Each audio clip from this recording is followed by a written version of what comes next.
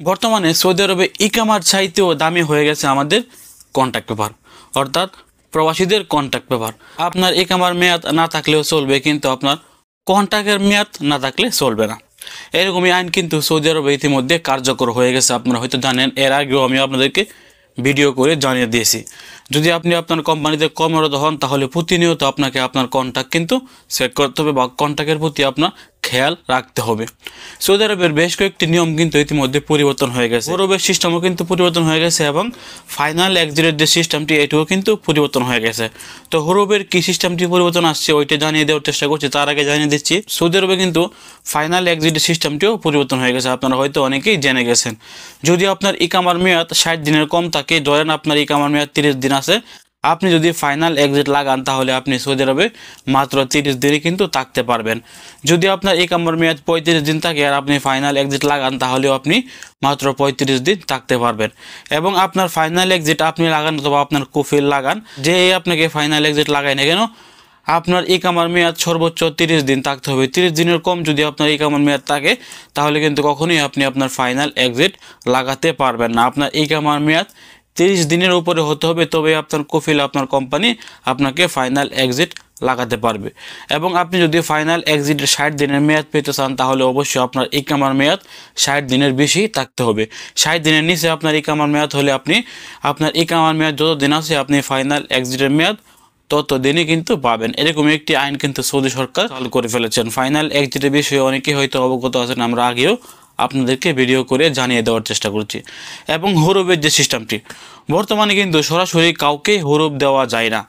আগে আমাদের কুফিল আমাদেরকে টার্মিনেট করলে আমাদের এখানে হরুপ চলে আসতো, কিন্তু এখন যদি আপনার বর্তমান কন্ট্রাক্টটি এক্সপায়ার হয়ে যায় আর এক্সপায়ার হয়ে যাওয়ার পর 60 দিনের ভিতরে আপনার কোম্পানি আপনার কুফিল এই কন্ট্রাক্টটি রিনিউ না করে তাহলে কিন্তু আপনার এখানে হরুপ চলে আসবে।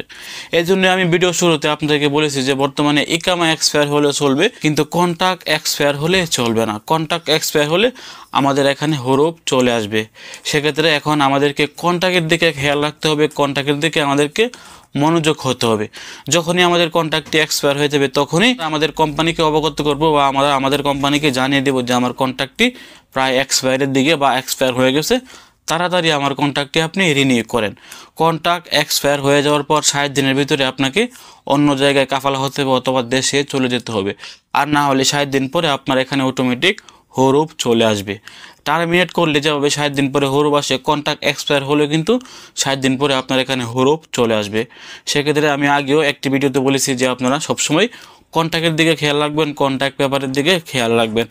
যারা একবার কন্ট্রাক্ট করে ফেলেছেন আপনার কন্ট্রাক্টটি কখনোই সৌদি আরবে এক্সপায়ার হতে পারবে না। এক্সপায়ার হলে কিন্তু এটি মহাবিপদ। আপনি সৌদি আরবে আসার পর আপনার কন্ট্রাক্ট কখনই হয়নি, আপনি কন্ট্রাক্ট ছাড়াই কাজ করতে পারছেন, তাদের ক্ষেত্রে কোনো প্রকার সমস্যা নাই। অনেকে আমাদেরকে কমেন্ট করছেন যে ভাই আমার কোনো প্রকার কন্ট্রাক্টই নাই আমার কোম্পানির সাথে।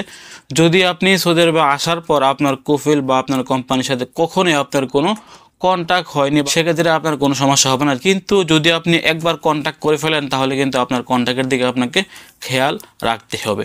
তো এই ছিল আজকে গুরুত্বপূর্ণ একটি আপডেট তথ্য। ভিডিওটি সর্বোচ্চ শেয়ার করে সকল সৌদি প্রবাসীদেরকে জানিয়ে দেওয়ার চেষ্টা করবেন।